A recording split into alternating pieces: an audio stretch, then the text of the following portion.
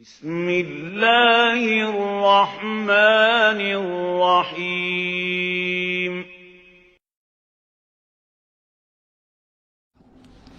وَإِذْ قَالَ مُوسَىٰ لِفَتَاهُ لَا أَبْرَحُ حَتَّىٰ أَبْلُغَ مَجْمَعَ الْبَحْرَيْنِ أَوْ أَمْضِيَ حُقُبًا۔ اب یہ دو رکوع ہیں کہ جن میں حضرت موسیٰ علیہ السلام کے ایک سفر کا ذکر ہے۔ روایات میں جو بات معلوم ہوتی ہے اور وہ اس قرآن مجید کے بیان کے ساتھ وہ چیز مطابقت رکھتی ہے، اس لیے بیان کر رہا ہوں کہ حضرت موسیٰ کو اللہ تعالیٰ نے حکم دیا کہ فلاں جگہ پر جاؤ اور وہاں تمہیں ہمارا ایک بندہ ملے گا، اور وہ بندہ جو ہے بہت صاحب علم ہے، کچھ عرصہ اس کے پاس رہو۔ ہو سکتا ہے کہ یہ حضرت موسیٰ علیہ السلام کا بھی ابتدائی دور ہو نبوت کا، اور جیسے کہ اللہ تعالیٰ نے ہمیں معلوم ہے روایات سے 3 برس تک جو حضور صلی اللہ علیہ وسلم کی تعلیم کا بندوبست کیا ہے، ایک فرشتہ جو ہے مستقل جو ہے آپ کے ساتھ رہا ہے، اسی طریقے سے شاید اللہ تعالیٰ نے کسی یا تو فرشتے کو، جسے ہم خضر کہہ دیتے ہیں، یہ بھی کوئی یقین کے ساتھ معلوم نہیں کہ وہ خضر علیہ السلام، قرآن میں ان کا نام نہیں ہے، یہ بھی رائے ہے کہ وہ فرشتے ہیں، یہ بھی رائے ہے کہ وہ انسانوں میں سے کوئی انسان ہے جن کو اللہ تعالیٰ نے بہت لمبی عمر دے دی ہے، جیسے جن کو دے رکھی ہے ایک ابلیس کو، تو انسانوں میں سے ایک اچھے اپنے نیک اور اپنے پسندیدہ اور برگزیدہ انسان کو بھی اس نے بہت بڑی عمر دے رکھی ہے، وہ حضرت خضر ہے۔ واللہ عالم، اس کے بارے میں کوئی تفصیل ہم نہیں جان سکتے، لیکن یہ کہ حضرت موسیٰ علیہ السلام سے کہیں کسی جگہ پر ان کو یہ خیال آ گیا کہ شاید اس وقت روئے ارضی پر سب سے زیادہ علم جو ہے اللہ تعالیٰ نے مجھے عطا کیا ہے، لیکن اس کے لیے پھر ذرا تعدیباً اور تربیتاً اور تعلیماً اب انہیں کہا گیا کہ فلاں ہمارا بندہ فلاں جگہ جاؤ، تمہاری ملاقات ہوگی، کچھ دیر اس کے پاس رہو اور دیکھو کہ وہ اس سے کیا حکمت تم سیکھ سکتے ہو۔ اب اس کے لیے حضرت موسیٰ نکلے ہیں اپنے نوجوان ساتھی خادم کے ساتھ، یوشع ابن نون ان کو ساتھ لے کر۔ وَإِذْ قَالَ مُوسَىٰ لِفَتَاهُ لَا أَبْرَحُ حَتَّىٰ أَبْلُغَ مَجْمَعَ الْبَحْرَيْنِ، اور جب کہا موسیٰ نے اپنے اس نوجوان ساتھی سے جن کا نام یوشع ابن نون ہے کہ میں نہیں باز آؤں گا یہاں تک کہ چلتا رہوں اور پہنچ جاؤں مجمع البحرین تک، جہاں پر کہ دونوں دریا مل جاتے ہیں، او امضیہ حقبا، یا پھر میں چلتا رہوں گا، چاہے وہ مجھے سینکڑوں برس گزر جائیں، میں چلتا رہوں گا۔ بتایا گیا تھا مجمع البحرین پر وہ ملے گا، اور خاص نشانی اس کی بتا دی گئی تھی کہ ہمارا وہ بندہ وہاں ملے گا تمہیں۔ اب مجمع البحرین پر بھی اختلاف ہے، ایک کا تو خیال یہ ہے، وہ جو نقشہ میں نے آپ کو دکھایا تھا، کہ یہ جو ریڈ سی ہے، اس کی جو 2 کھاڑیاں ہو جاتی ہیں، تو ان کا جو مقام اتصال ہے گویا کہ وہاں بھیجا گیا کہ یہاں پر، لیکن صحیح رائے زیادہ جو ہے وہ یہ ہے کہ یہ جو دریائے نیل آتا ہے مصر میں، تو یہ سوڈان سے آتا ہے، تو 2 دریا مل کر یہ دریا بنتے ہیں، النیل الازرق اور النیل الابیض، ایک سفید رنگ کا پانی ہے اور ایک بھی نیلے رنگ کا پانی ہے۔ یہ نقشہ ہمیں بھی اٹک پر نظر آتا ہے، دریائے سندھ جو تربیلا سے نکل کر پانی آتا ہے وہ نیلے رنگ کا ہے، اور جو دریائے کابل کا پانی آ رہا ہوتا ہے مغرب سے، تو اس کا وہ پانی گدلا ہے، اور کافی دور تک پھر ہمیں نظر آتا ہے کہ یہ دریائے کابل کا پانی چل رہا ہے گدلے رنگ کا، اور یہ صاف صاف پانی جو ہے دریائے سندھ کا چل رہا ہے۔ تو اسی طرح کا معاملہ وہاں پر ہے، نیل جو ہے نیلا نیل اور سفید نیل، النیل الازرق اور النیل الابیض، وہاں پر پہنچے ہیں کہیں، یہ یوں سمجھیے خرطوم کے آس پاس، کہ میں اب چلتا جاؤں گا۔ فلما بلغا مجمع بینہما، جب یہ پہنچ گئے اس دونوں دریاؤں کے ملنے کی جگہ پر، نسیا حوتہما، یہ بتا دیا گیا تھا کہ ایک جو مچھلی ہے تل کر اس کو ساتھ لے لینا تاکہ تمہارے وہ غذا کا کام بھی دے گی، اور اسی کو نشانی بنانا تھا اللہ نے بتانے کے لیے کہ کس جگہ پر وہ اس شخص سے ملاقات ہوگی۔ جب وہ پہنچے ان دونوں کی مجمع کے مقام پر، نسیا حوتہما، تو انہوں بھول گئے اپنی اس مچھلی کو، فاتخذ سبیلہ فی البحر سربا، اور وہ مچھلی جو ہے وہ زندہ ہو کر، حالانکہ بھنی ہوئی تھی تلی ہوئی تھی، وہ زندہ ہو کر اور اس نے وہ سرنگ سی بنا کر اور سمندر میں چلی گئی۔ فلما جاوزا، اب یہ نقشہ جو ہے یہ ان کے جو ساتھی تھے یوشع ابن نون، انہوں نے دیکھا ہے اپنی نگاہ سے کہ یہ معاملہ ہوا ہے، لیکن یہ کہ اس کا تذکرہ کرنا حضرت موسیٰ علیہ السلام سے بھول گئے۔ فلما جاوزا، جب وہ وہاں سے آگے نکل گئے، قال لفتاه آتنا غداءنا، انہوں نے اپنے اس نوجوان ساتھی سے کہا، خادم سے، کہ بھئی ہمارا وہ کھانا لے آؤ، ناشتہ لے آؤ، لقد لقینا من سفرنا ھذا نصبا، اب ہمیں اس سفر سے کوئی تکان طاری ہو گئی ہے، ایگزاسشن ہو رہی ہے۔ اور یہاں یہ نقطہ بیان کیا ہے مفسرین نے کہ چونکہ اس اصل مقام سے آگے نکل آئے تھے اس لیے اب تکان ہوئی ہے، ورنہ جو مقام تک پہنچنا تھا وہاں تک انہیں تکان کا کوئی احساس نہیں ہوا۔ قال ارأيت إذ أوينا إلى الصخرة، اس نوجوان نے یہ کہا خادم نے کہ آپ دیکھیے، جب ہم اس چٹان کے پاس تھوڑی دیر کے لیے رکے تھے سستانے کے لیے، فإني نسيت الحوت، تو میں اس مچھلی پر نگاہ رکھنا بھول گیا، اس کی حفاظت کرنا بھول گیا، وما انسانی ہو الا الشیطان ان اذکرہ، اور شیطان نے مجھے بلائے رکھا کہ میں آپ سے ذکر بھی نہیں کر سکا. واتخذ سبیلہ فی البحر، وہ تو زندہ ہو کر اور اس نے اپنا راستہ بنایا اور سمندر میں اتر گئی یا دریا میں اتر گئی. عجبا، بہت عجیب یہ واقعہ تھا جو پیش آیا تھا. قال ذالک ما کنا نبغی، اب حضرت موسیٰ نے کہا اسی کے تو ہم تلاش میں تھے، یہی تو نشانی بتائی گئی تھی کہ یہاں پر، اب چلو واپس وہیں. فارتدا علی آثارہما قصصا، تو وہ اب لوٹے اپنے نقوش پا کو دیکھتے ہوئے، کیونکہ وہیں پہنچنا ہے اب جہاں پر کہ وہ مچھلی جو ہے وہ زندہ ہو کر اور دریا میں اتر گئی تھی. فوجد عبدا من عبادنا، اب جو وہاں پہنچے تو پایا ہمارے بندوں میں سے ایک خاص بندے کو. آتیناہ رحمتا من عندنا، ہم نے اسے رحمت عطا کی تھی خاص اپنے پاس سے. وعلمناہ من لدنا علما، اور اسے علم سکھایا تھا خاص اپنے پاس سے. یہ علم لدنی ایک اصطلاح ہے جو یہیں سے لفظ اخذ کیا گیا ہے. ایک علم وہ ہے جو ہم سیکھتے ہیں، جو بھی پڑھتے ہیں سیکھتے ہیں، تفسیر پڑھی ہے، عربی پڑھی ہے، نحو پڑھی ہے، فقہ پڑھی ہے، یہ علم حاصل ہو رہا ہے، یا جیوگرافی پڑھی ہے، تاریخ پڑھی ہے. ایک وہ علم ہے جو اللہ کسی کے دل میں ڈال دیتا ہے بغیر کسی مادی طور پر دنیاوی اعتبار سے کسی تحصیل علم کی مشقت سے گزرے ہوئے. اس کو علم لدنی کہتے ہیں. لدن کہتے ہیں نزدیک، لدن اللہ، لدنی ہم نے اپنے پاس سے، اپنے خاص خزانہ فضل سے، خاص خزانہ فیض سے اسے علم عطا کیا تھا. ہم نے اسے رحمت بھی دی تھی. آتیناہ رحمتا من عندنا وعلمناہ من لدنا علما. قال لہ موسیٰ، ان سے کہا موسیٰ نے، هل اتبعک، اگر آپ اجازت دیں تو میں کچھ عرصہ آپ کے ساتھ رہوں. علی ان تعلمنی مما علمت رشدا، لیکن اس لیے اس شرط کے ساتھ کہ آپ مجھے بھی سکھائیں کچھ جو آپ کو علم دیا گیا ہے اور جو بڑی سعادت مجھے اللہ نے بتایا ہے کہ آپ کو اللہ نے بڑا عقل، بڑی سمجھ بوجھ اور بڑی حکمت عطا کی ہے. قال انک لن تستطیع معی صبرا، انہوں نے کہا کہ دیکھو تم میرے ساتھ رہ کر صبر نہیں کر سکو گے. وَكَيْفَ تَصْبِرُ عَلَىٰ مَا لَمْ تُحِطْ بِهِ خُبْرًا، اور کیسے صبر کرو گے اس چیز پر کہ جس کا کہ علم تمہارے پاس نہیں ہے، جس کا تم نے احاطہ نہیں کیا ہے. تمہیں تو بات بڑی غلط لگے گی، عجیب سی لگے گی. قَالَ سَتَجِدُنِي إِن شَاءَ اللَّهُ صَابِرًا، حضرت موسیٰ نے کہا کہ نہیں، انشاءاللہ آپ مجھے صابر پائیں گے، میں صبر کروں گا. وَلَا أَعْصِي لَكَ أَمْرًا، اور میں آپ کی کسی حکم کی خلاف ورزی نہیں کروں گا. اب دیکھیے یہاں انشاءاللہ صبر کے ساتھ تو آ گیا، ولا عاصی لک امرا، آپ کے حکم کی خلاف ورزی نہیں کروں گا. یہاں انشاءاللہ نہیں آیا ہے اور اسی میں خلاف ورزی ہو گئی. یعنی یہ کہ انہوں نے جو حکم دیا تھا پھر اس کی وہ پابندی نہیں کر پائے. ولا تقولن لشیء انی فاعل ذلک غدا، اس کے ساتھ اس کو جوڑ لیجئے جو ہم پڑھا ہے اسی صورت میں. حضور سے کہا گیا تھا کبھی نہ یہ کہیے گا. یہاں بھی کہتے انشاءاللہ میں کوشش کروں گا، انشاءاللہ اللہ تعالیٰ کے فضل و کرم سے میں آپ کے حکم کی خلاف ورزی نہیں کروں گا. قال فإن اتبعتنی، اب یہ حکم ہے ان کا. انہوں نے کہا کہ اگر تم میرے ساتھ چلنا چاہتے ہو، رہنا چاہتے ہو، فلا تسألنی عن شیء، تو کسی چیز کے بارے میں مجھ سے خود مت پوچھنا. حتی احدث لک منہ ذکرا، یہاں تک کہ میں خود اس کے بارے میں کوئی تذکرہ کروں. بس دیکھتے جاؤ جو بھی میرے ساتھ ہو رہا ہے، دیکھتے رہو، آبزرو کرو، چپ رہو، خاموش رہو. میں جب مناسب سمجھوں گا جو اصل حکمت ہے ان چیزوں کی کہ جو تمہارے مشاہدے میں آئیں گی وہ میں تمہیں بتا دوں گا، لیکن تم مجھ سے سوال نہیں کرو گے. فانطلقا، اب وہ دونوں چلے، گویا کہ حضرت موسیٰ نے وہ بات مان لی. حتی اذا رکبا فی السفینۃ، یہاں تک کہ جب وہ دونوں سوار ہوئے کشتی میں. خرقہا، اب ان صاحب نے، یہ جو صاحب موسیٰ انہیں کہیں یا حضرت خضر کہیں، انہوں نے کشتی کا ایک تختہ اکھاڑ دیا. قال خرقتہا لتغرق اہلہا، اب حضرت موسیٰ علیہ السلام کہاں خاموش رہنے والے تھے. اتنا غلط کام کر رہے ہو تم، ساری کشتی کو ڈبونا چاہتے ہو. کیا تم نے توڑ ڈالا ہے، پھاڑ دیا ہے اس کشتی کو تاکہ غرق کر دو اس کے اندر جو سوار ہیں ان سب کو.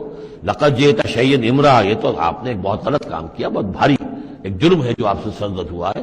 قال الم اقل انک لن تستطیع معی صبرا، انہوں نے کہا کیا میں نے نہیں کہا تھا کہ تم میرے ساتھ صبر نہیں کر سکو گے. تو اصل بات سمجھ لیجئے وہ کیا ہے کہ دنیا میں جو ظاہر میں کوئی عمل ہو رہا ہوتا ہے ہم اس کو دیکھتے ہیں، اس کے پیچھے اللہ کی کیا مشیت کام کر رہی ہے وہ ہمیں نظر نہیں آتی. بظاہر کوئی شے ہمارے لیے بری ہے، اس کے پیچھے کوئی خیر آ رہا ہے، ہم اس بری چیز کو برا سمجھ کر اور وہ ہم جو ہے نالا و شیون کا معاملہ اختیار کر دیتے ہیں. عسیٰ ان تکرہوا شیئا وہو خیر لکم وعسیٰ ان تحبوا شیئا وہو شر لکم واللہ یعلم وانتم لا تعلمون. یہ ہے اصل میں وہ بات کہ جو سورہ بقرہ میں ہم نے پڑھی تھی. ہو سکتا ہے تم کسی چیز کو برا سمجھو جبکہ حقیقت میں وہ تمہارے لیے بہتر ہو، اور ہو سکتا ہے کہ تم کسی چیز کو اچھا سمجھو، حقیقت میں تمہارے لیے وہ مضر ہو. اللہ جانتا تم نہیں جانتے. تو تفویض الامر ہونا چاہیے اللہ کی طرف. اے اللہ جو تجھے میرے لیے پسند ہے، لیکن یہ جو بھی فرشتے کر رہے ہوتے ہیں، اور ظاہر بات ہے یہ بھی ہو سکتا ہے فرشتے ہوں یا اولیاء اللہ میں سے کسی کی روح ہے، تو جیسا کہ شاہ ولی اللہ کا قول میں نے آپ کو سنایا ہے کہ وہ بھی ملائکہ کے طبقہ اسفل میں شامل ہو جاتے ہیں اور وہی اللہ تعالیٰ کے احکام کی جو ہے تنفیذ کرتے ہیں۔ تو یہ شرعی احکام نہیں ہے، یہ تکوینی احکام ہے۔ کسی کا بچہ جو ہے چھت کے اوپر سے گرا مر گیا، اب وہ تو چیخ رہا ہے، ماں بھی چیخ رہی ہے، بہن بھائی بھی چیخ رہے ہیں، اب کیا پتا کہ یہ بچہ جو ہے اگر بڑا ہو جاتا تو یہ ماں باپ کے لیے سوہان روح ہوتا۔ اللہ نے ان کے لیے خیر کیا ہے کہ اس بچے کو اس وقت لے لیا ہے، لیکن انہیں تو پتا نہیں کہ آئندہ کیا ہونا تھا۔ تو ہم ظاہر کو دیکھ کر جو ہے گھبرا جاتے ہیں اور اس کو اپنے لیے برا سمجھ بیٹھتے ہیں، جبکہ اللہ تعالیٰ کی بیدک الخیر، اللہ کے ہاتھ میں خیر ہی خیر ہے، لیکن ہماری شارٹ سائٹڈنس ہے کہ جس کی وجہ سے ہم چیزوں کو کسی اور رنگ میں لے رہے ہیں۔ اس کے لیے یہ تین واقعات ہیں کہ جو انہیں دکھائے گئے۔ قال لا تؤاخذنی بما نسیت ولا ترهقنی من امری عسرا، تو انہوں نے کہا، حضرت موسیٰ نے عرض کیا لا تؤاخذنی بما نسیت، مجھ سے مواخذہ نہ کیجئے اس پر کہ جو میں بھول گیا کہ میں نے آپ سے وعدہ کیا تھا کہ میں آپ سے کوئی سوال نہیں کروں گا، ولا ترهقنی من امری عسرا، اور نہ دباؤ ڈالیے مجھ پر میرے معاملے میں کچھ زیادہ سختی نہ کیجئے، ایسا نہ ہو کہ ایک ہی دفعہ کی میری غلطی کے اوپر کہتے ہیں جاؤ اب یہاں سے، بلکہ ذرا یہ نرمی کیجئے۔ فانطلقا، پھر چلے دونوں، حتی اذا لقیا غلاما قتلہ، جب ایک نوجوان سے ملاقات ہوئی اس نے قتل کر دیا اس کو، حضرت خضر نے۔ قال قتلت نفسا زکیۃ بغیر نفس، حضرت موسیٰ علیہ السلام پھر بولے یہ کیا کیا آپ نے؟ ایک بے گناہ جان کو آپ نے قتل کر دیا اس کے بغیر کہ اس نے کسی کا خون بہایا ہو۔ لقد جئت شیئا نکرا، یہ تو آپ نے بہت ہی نامعقول حرکت کی ہے۔ قال الم اقل انک لن تستطیع معی صبرا، اب انہوں نے بھی ذرا ڈانٹ کے انداز میں کہا الم اقل لک، کیا میں نے نہیں کہا تھا تم سے کہ تم میرے ساتھ صبر نہیں کر سکو گے؟ قال ان سالتک عن شیء بعدها فلا تصاحبنی، حضرت موسیٰ نے عرض کیا کہ اچھا ٹھیک ہے، اب اگر تیسری مرتبہ مجھ سے غلطی ہو جائے، دوسری مرتبہ اور مجھے معافی دے دیں، اگر اب میں اس کے بعد کوئی آپ سے سوال کروں تو پھر ٹھیک ہے، آپ مجھے اپنے ساتھ نہ رکھیے گا، فلا تصاحبنی، پھر یہ کہ میں اپنا راستہ لے لوں گا۔ قد بلغت من لدنی عذرا، میری جانب سے آپ نے جو ہے حجت قائم کر دی ہے اور آپ عذر جو ہے اب آپ کر سکتے ہیں کہ آپ مجھے اپنے ساتھ نہ رکھیں، یعنی خطا میری ہے۔ فانطلقا، پھر چلے، حتی اذا اتیا اہل قریۃ استطعما اہلہا، اور جب یہاں تک کہ وہ پہنچے ایک بستی والوں کے پاس، وہاں انہوں نے ان سے چاہا کہ وہ انہیں کھانا کھلائیں، مسافر جیسے ہوتے ہیں کہ بھائی ہم لوگ آئے ہیں، مسافر ہیں، آپ کی بستی میں آئے ہیں تو ہمیں کھانا کھلائیے۔ فابوا ان یضیفوہما، تو وہاں کی بستی والوں نے، وہ ایسے کچھ کٹھور اور شقی لوگ تھے، انکار کر دیا ان کی ضیافت سے، انہیں کچھ کھانے کو نہیں دیا۔ فوجدا فیہا جدارا، وہاں انہوں نے دیکھا ایک دیوار، یرید ان ینقضہ، کہ بالکل گرنے کو ہے، ٹوٹنے کو ہے، گرنے کو ہے۔ فاقامہ، تو وہ حضرت خضر نے اس کو سیدھا کر دیا، بنا دیا اور سیدھا کر دیا، مضبوط کر دیا۔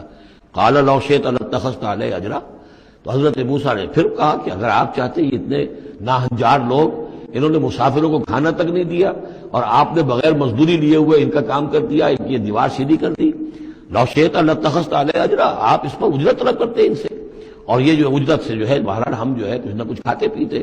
قال ھذا فراق بینی و بینک، کہ بس یہ اب میرے اور آپ کے درمیان اب علیحدگی کا وقت ہے۔ سأنبئک بتأویل ما لم تستطع علیہ صبرا، اب میں تمہیں بتائے دیتا ہوں اصل راز اور حقیقت ان چیزوں کا جس پر کہ آپ صبر نہ کر سکے۔ اما السفینہ، جہاں تک اس کشتی کا معاملہ ہے، فکانت لمساکین یعملون فی البحر، تو یہ ان مزدوروں کی ملکیت تھی کہ جو دریا میں محنت کرتے ہیں، جیسے کشتی ہے ادھر سے ادھر اتار دیا، دو پیسے لے لیے، ایک پیسہ لے لیا، یہ مزدوری کر رہے ہیں، ان کے لیے گویا کہ کمائی کا اور ان کی معاش کا یہی ذریعہ ہے۔ فأردت ان اعیبھا، میں نے یہ چاہا کہ اس کو عیبدار کر دوں۔ وکان وراءہم ملک یاخذ کل سفینۃ غصبا، جبکہ آگے جو ہے ایک بادشاہ تھا، حاکم تھا، جو ہر کشتی کو کہ جو ثابت و سالم ہے اسے وہ غصب کر رہا ہے، اس کو جو ہے کنفسکیٹ کر رہا ہے، جیسے آج کل بھی ہوتا ہے ہمارے ہاں، وہ ویگنز جو ہے وہ پولیس والے روک لیتے ہیں، تو اسی طریقے سے وہ جو ہے قبضہ کر رہا ہے ان پر، یاخذ کل سفینۃ غصبا۔ اب وہ دیکھے گا کہ یہ تو ٹوٹی بھی کشتی چھوڑ دے گا، تو کشتی میں ایک تختہ لگا لینا تو آسان کام ہے، پوری تختی جا رہی تھی، تو میں نے ایک تختہ جو ان کا جو ہے توڑ دیا ہے تاکہ اسے ناقص سمجھ کر وہ بادشاہ جو ہے اسے ریجیکٹ کر دے اور اس کشتی کو نہ لے، تو ان مزدوروں کی پوری کشتی بچ جائے۔ ایک تختہ توڑنے سے تختی بچتی ہے، اور یہ سالم رہتی تختی تو پوری کشتی جا رہی تھی۔ تو میں نے ان کے خیر کے لیے کیا ہے، جس کو تم نے یہ سمجھا کہ شاید میں لوگوں کو ہلاک کرنے کے لیے میں نے یہ قدم اٹھایا ہے۔ وَأَمَّا الْغُلَامُ، اور جہاں تک اس لڑکے کا معاملہ ہے، نوجوان کا، فَكَانَ أَبَوَاهُ مُؤْمِنَيْنِ، اس کے والدین بڑے نیک اور صالح ہیں، والدین دونوں کے دونوں۔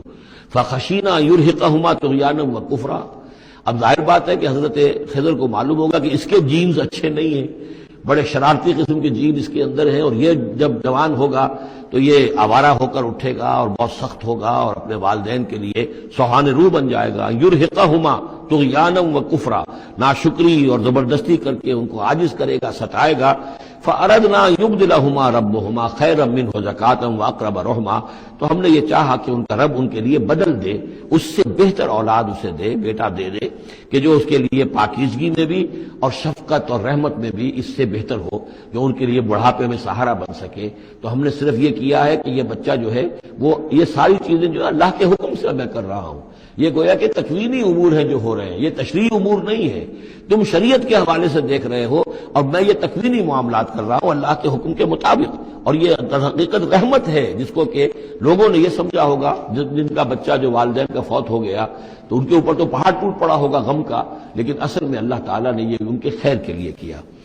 وَأَمَّا الْجِدَارُ، اور جہاں تک اس دیوار کا معاملہ ہے، فَكَانَ لِغُلَامَيْنِ يَتِيمَيْنِ فِي الْمَدِينَةِ، تو یہ دو غلام لڑکوں کی دیوار ہے جو شہر میں رہتے ہیں۔ وَكَانَ تَحْتَهُ كَنْزٌ لَهُمَا، اور اس دیوار کی جڑ میں ان کے لیے ایک دفینہ ہے۔ وَكَانَ أَبُوهُمَا صَالِحًا، اور ان کا باپ جو ہے وہ بہت نیک آدمی تھا، باپ نیک تھا، عین وہ جو سمجھئے کہ کسی جوانی میں یا کوئی وقت جو ہے وہ اس کی موت کا وقت آ گیا، بچے چھوٹے چھوٹے تھے، اس نے کچھ اپنی پونجی جو ہے گھر کے اندر ایک دیوار کی جڑ کے اندر بنیاد کے اندر دفن کر دی، یہ بڑے ہو جائیں بچے یہ نکال لیں۔ اب چونکہ وہ نیک تھا لہذا اللہ تعالیٰ کی طرف سے اس کا اہتمام ہو رہا ہے۔ دیوار اگر اس وقت گر گئی ہوتی تو یہ خزانہ ظاہر ہو جاتا، اور ابھی وہ بچے جو ہیں وہ چھوٹے ہیں، تو لہذا یہ لوگ جو ہیں بستی والے کتنے ناہنجار ہیں جنہوں نے ہمیں کھانے کو نہیں دیا ہے، وہ کیا یتیموں کے اس مال کا لحاظ کریں گے؟ وہ سارا کا سارا اس مال کو قبضہ کر لیں گے۔ تو میں نے وہ دیوار بنا دی ہے۔ کان ابوہما صالحا، ان کا باپ بہت نیک آدمی تھا۔ فاراد ربک یبلغ اشدہما، تو آپ کے رب کا یہ فیصلہ ہوا کہ یہ دونوں بچے جو ہیں اپنی پوری جوانی کو، پختگی کو، بلوغت کو پہنچ جائیں۔ ویستخرجا کنزہما، اور پھر وہ اپنا خزانہ نکال لیں۔ رحمتا من ربک، یہ تینوں امور آپ کے رب کی رحمت کا منظر ہے۔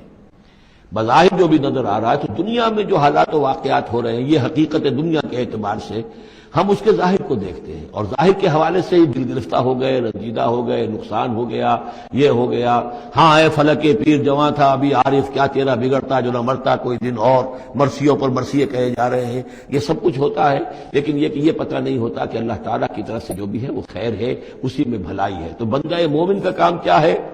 تفویض الامر الی اللہ، اپنے معاملات کو اللہ کے حوالے کر دے، راضی برضائے رب، جو اللہ کی طرف سے آیا کہ ہر ساقی ماریخت عین الطافست رحمتا من ربک، یہ سب کچھ رحمت تھا، رحمت ہے آپ کے رب کی طرف سے۔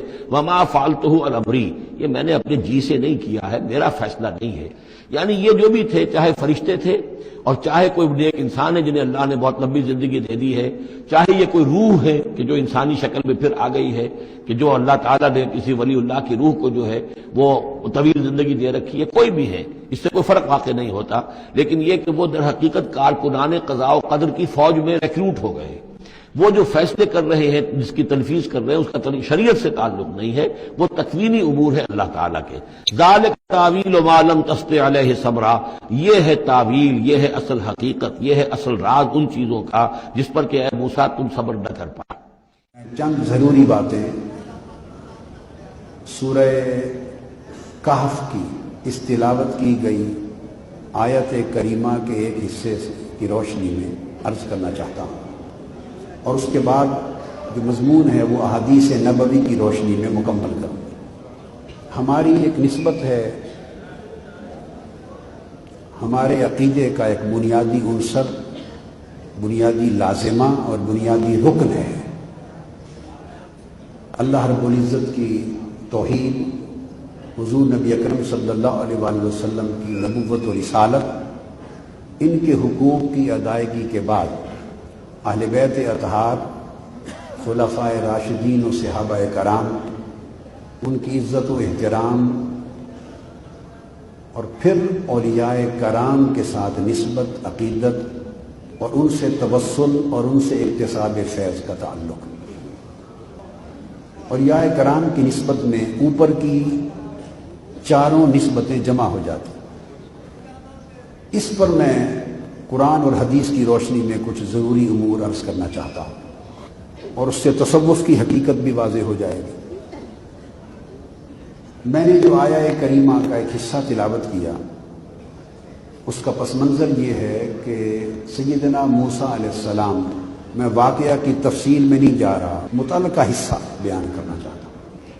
سیدنا موسیٰ علیہ السلام اللہ کے امر اور اس کی اجازت اور اذن سے حضرت خضر علیہ السلام کی ملاقات اور ان کی تلاش میں نکلے۔ حضرت خضر علیہ السلام یا حضرت خضر دونوں نام ہیں، علیہ السلام کی تلاش میں نکلے۔ یہ اللہ کے نبی ہیں، یہ اللہ کے نبی ہیں، اور سیدنا خضر علیہ السلام قول مختار، اہل علم کی اکثریت کے قول مختار کے مطابق ولی ہیں۔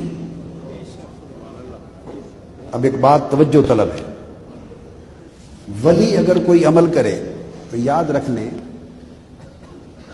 وہ باعث خیر و برکت وہ عمل ثابت ہوتا ہے، مگر وہ شریعت میں حجت نہیں بنتا۔ شریعت میں حجت نبی کا عمل بنتا ہے، کہ نبی کا عمل سنت نبوی ہوتی ہے اور وہ شریعت میں حجت ہوتا ہے۔ حضرت خضر علیہ السلام ایک ولی ہیں، اور موسیٰ علیہ السلام جلیل القدر رسول اور نبی ہیں۔ ایک نبی ولی کی تلاش میں نکلا ہے۔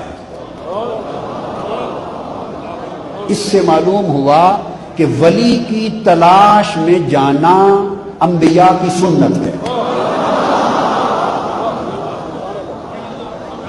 یہ ایک شرعی حجت ہے، یہ ایک شرعن حجت ہے جو قرآن کی نص سے ثابت ہے کہ ولیوں کی تلاش میں جانا نبیوں کی سنت ہے۔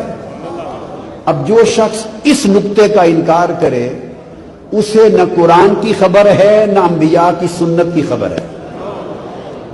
تو موسیٰ علیہ السلام نکلے ہیں، اپنے خلیفہ حضرت یوشع بن نون کو ساتھ لے لیا ہے، ایک مچھلی کاٹ کر بھون کر پکا کر راستے کے کھانے کے لیے تیار کر کے رکھ لیے اور چل پڑے۔ راستے میں ایک مقام آیا مجمع البحرین، جہاں دو دریا آپس میں ملتے ہیں۔ تھوڑی دیر وہاں آرام فرمایا، اس کے بعد اٹھے، آگے چل دیے۔ آگے چلے تو آپ کو طلب ہوئی کھانے کی۔ اس طلب کے پیش نظر آپ نے حکم فرمایا حضرت یوشع بن نون کو کہ یوشع، وہ ہمارا کھانا جو مچھلی پکی ہوئی تھی وہ لاؤ تاکہ کھا لیں۔ اس وقت حضرت یوشع عرض کرتے ہیں، یہ سب بات قرآن مجید کا متن ہے، آیات قرآنی ہے، تفسیر نہیں ہے، یہ ٹیکسٹ ہے، قرآن کا متن ہے، نص ہے۔ عرض کرتے ہیں، یا حضرت، اللہ نے مجھے بھلا دیا تھا، جس جگہ ہم رکے تھے جہاں دو دریا آپس میں ملے،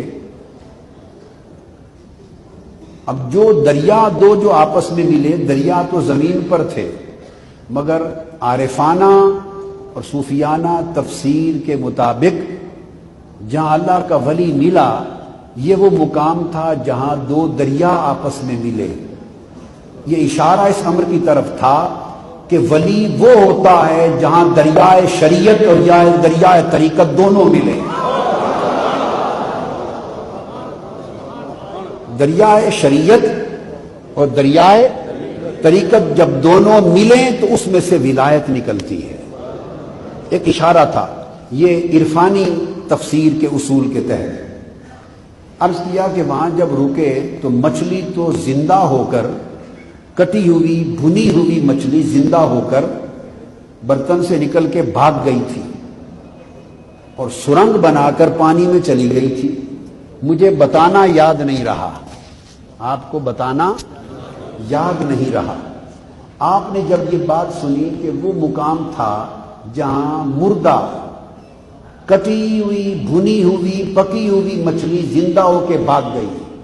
अब तफसीर इस मुकाम पर जो मैं कर रहा हूं, जब आपने ये सुना तो सैयदना मूसा अलैहिस्सलाम ने अपना फतवा दिया।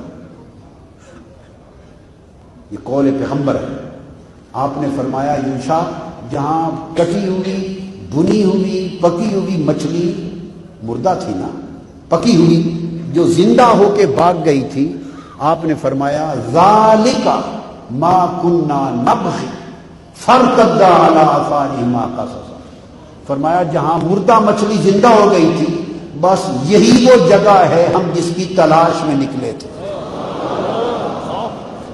यही वो जगह है हम जिसकी तलाश में निकले थे। तो कुरान मजीद ने इस बात को साबित कर दिया कि अलामत विलायत ये है, जहां मौत को हयात मिल जाए वहां विलायत का कदम होता है। ये कुरान मजीद फरमाया ज़ालिका मा कुन्ना नबग़ी। मैंने पहले इब्तिदा में लफ्ज बोला था कि वली की तलाश में निकलना सुन्नत पैगंबर है। वली की तलाश में जाना नबी की सुन्नत है। अब वो कुरान की नस से मालूम हो गया। फरमाया ज़ालिका मा कुन्ना नबग़ी, ये वो जगह है हम जिसकी तलाश में निकले थे। और तलाश में निकले थे खिज़र अलैहिस्सलाम के, वलीउल असर की तलाश में निकले थे। और फरमाया जहां मुर्दा मछली को जिंदगी मिल गई, जहां मौत हयात में बदल गई और जहां मुर्दा जिंदा हो गया, वहां वली असर रहता है। In Surah Al-Kahfi, Allah subhanahu wa ta'ala gives us wonderful instruction on the subject of the consequences of not having the capacity to see with the internal eye. He takes Musa alayhi salam, the Nabi who was sent to Banu Israel, who say that they are the chosen people of Allah. All the rest of mankind are just Gentile. We are the chosen of Allah. We are the elite. We are the select. Musa alayhi salam has delivered a khutbah. And this story is in Sahih Bukhari. They are in Sinai and he delivers a khutbah. And it's a wonderful khutbah. So someone came to him and asked him, "O Musa alayhi salam, what a wonderful khutbah. You must be the most learned man in the world." What he should have said was, praise is due to Allah. What he should have said was, all knowledge comes from Allah. What he should have said was, فَوْقَ كُلِّ ذِي عِلْمٍ عَلِيمٍ. Beyond any learned man is he who is all learned. That is what he should have said. But he didn't say that. He said what the PhD from the University of Singapore says. He says, yes, I am the most learned man in the world. This is what happens when you secularize knowledge. You take Allah out of the process of learning. He has nothing to do with it. I am the expert in my field. I'm the top scholar in my field. He says, yes, I am the most learned scholar in the world, the most learned man in the world. When you do that, when you do not recognize Allah as the source of knowledge, then he cuts off your internal sight. Can't see. Tabule. So now Musa alayhi salam temporarily is without internal sight. And then Allah says to him, there is a servant of mine more learned than you are, Musa alayhi salam. So Musa alayhi salam says, I'd like to meet him.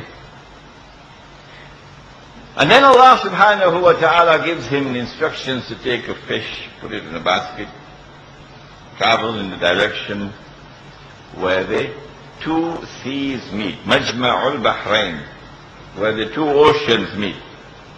And when the fish jumps out of the basket, there you meet him. This is a rather humiliating thing for the most learned man in the world to do, put a fish in a basket, and I'm the most learned man in the world. This is the way I'm going to meet him. Allah cuts him down. Cuts him down. Learn humility. If you really are learned, the sign of knowledge is humility. So he goes, and eventually he meets him. He's called Khidr, alayhi salam, which means green. This is a man more learned than Musa, alayhi salam. And there's a difference between his knowledge and this knowledge. This knowledge can grow old and grow stale and be superseded by other knowledge and so become obsolete. Like the computer you had 10 years ago, obsolete now. But this knowledge remains always green. This knowledge is always vibrant, always relevant, always fresh, like a fresh breeze. This is the knowledge of Khidr alayhi salam. That's why he's Mr. Green.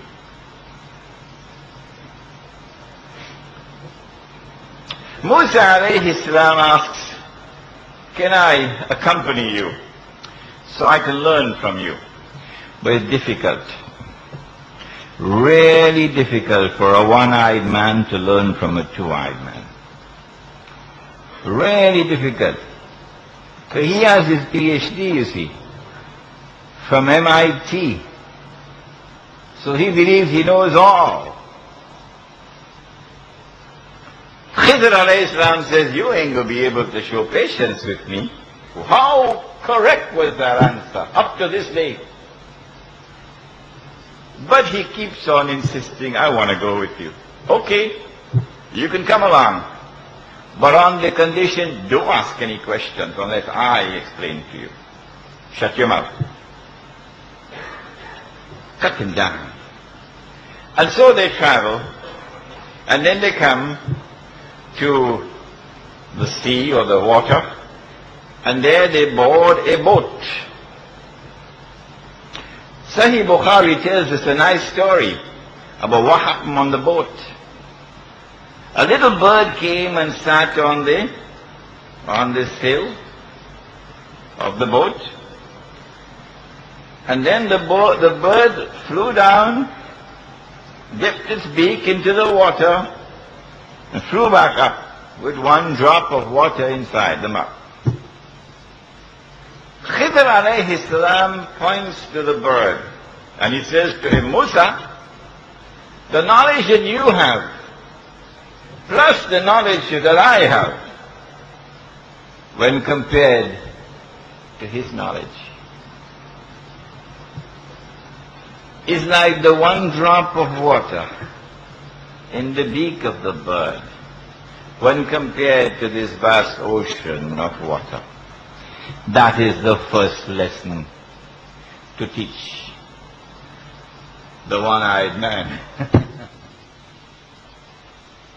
And then three events occur.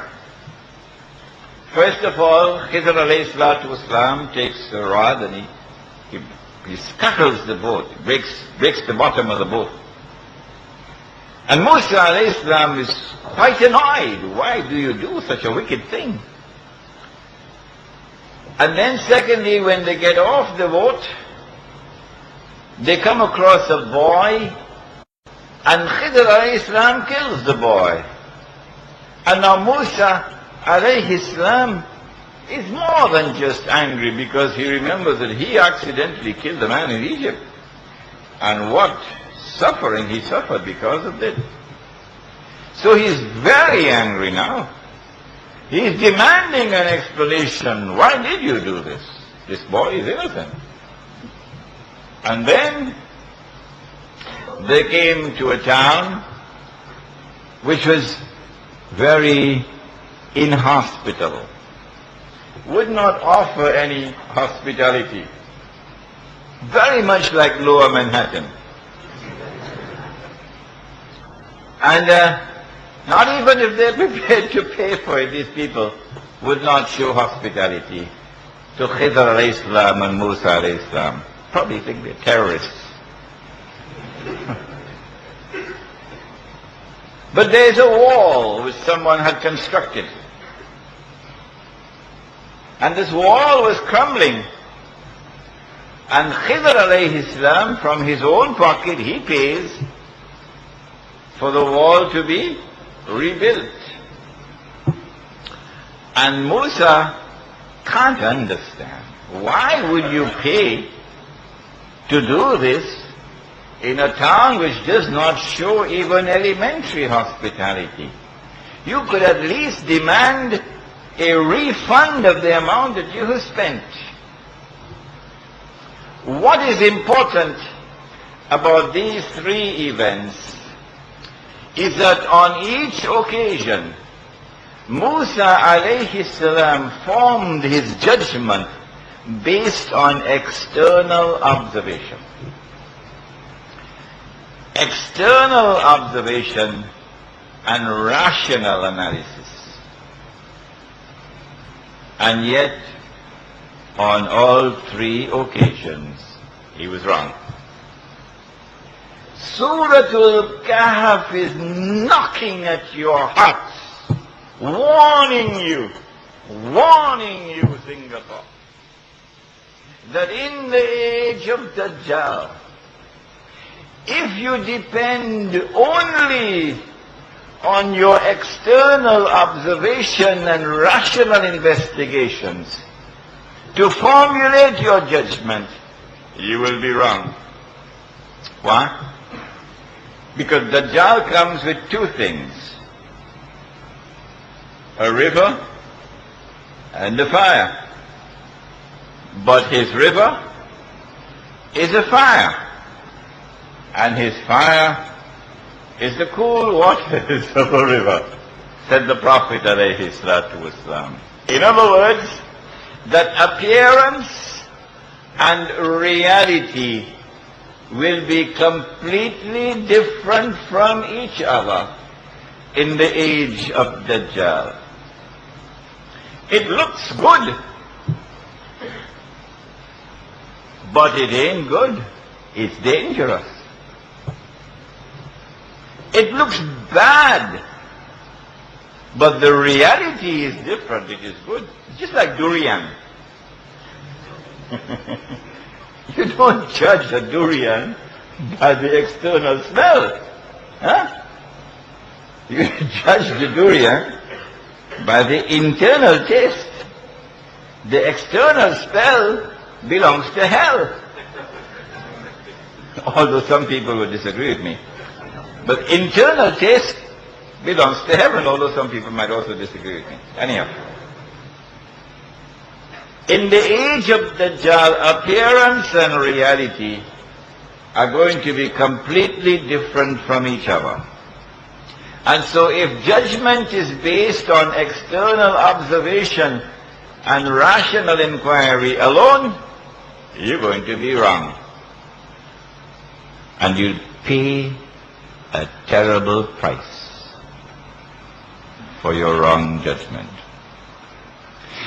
Khidr alayhi salam explains, he says, this boat, what appeared to you to be bad was actually good. There is a king, a government which is coming, seizing people's property. And they're going to be seizing this boat. By scuttling the boat, damaging it, I saved the boat. So when the king is gone, then the poor fishermen can repair their boat. It looked bad to you, but actually, I did them a favor. This little boy, you sometimes plant a seed, and you get a rose. And sometimes you plant a seed, and you get a scorpion. So when you sleep with your wife, make dua, oh Allah, this seed which I plant, grant that it may grow into something good and beautiful. Ameen. Rabbi habli min as-salihin. So, This child was destined to grow into such a devil that his parents' fate would have been threatened. And by killing the child and praying to Allah to send them another child who would be qurratu ayun for them, I was doing something good for them, but you couldn't see that. And this wall, you see this town? In this town there was a mu'min, a believer, who was dying. He had 2 little children, orphans, they're going to be orphans, and he had some money. But just like Lower Manhattan, he couldn't find a single person he could trust. None. Who can I give this money to? And ask them, please keep it until my children grow up. You can't trust a single person in that town. Is Singapore like that? So what he did was he had to dig a hole, because he couldn't trust anybody, and bury the money. If you want to do that, make sure nobody's looking, eh? And then having buried the money, he then built a wall and prayed to Allah that when his children grow up, that Allah will guide them to the money. And since the wall was crumbling, my Lord instructed me to do this, Musa alayhi salam. And so knowledge can come from above, and instructions can come from above, and guidance can come from above. But Uncle Sam doesn't believe that. What we are introduced to here is a branch of knowledge which is called epistemology. What is knowledge? Is it possible for us to acquire knowledge? And how is knowledge acquired? The Quran teaches us, if you acquire knowledge, that knowledge wherein there is no doubt never becomes obsolete, like the computer from 10 years ago. كلا لو تعلمون اليقين. If you had that knowledge which is born of certainty, knowledge which comes directly from Allah, لَتَرَوُنَّ الْجَحِيمِ, you'll be able to see the hellfire. And so, yes, knowledge is possible. But remember that knowledge doesn't only come this way. It also comes this way. Remember that in addition to knowledge externally derived, knowledge is also internally, intuitively, spiritually acquired.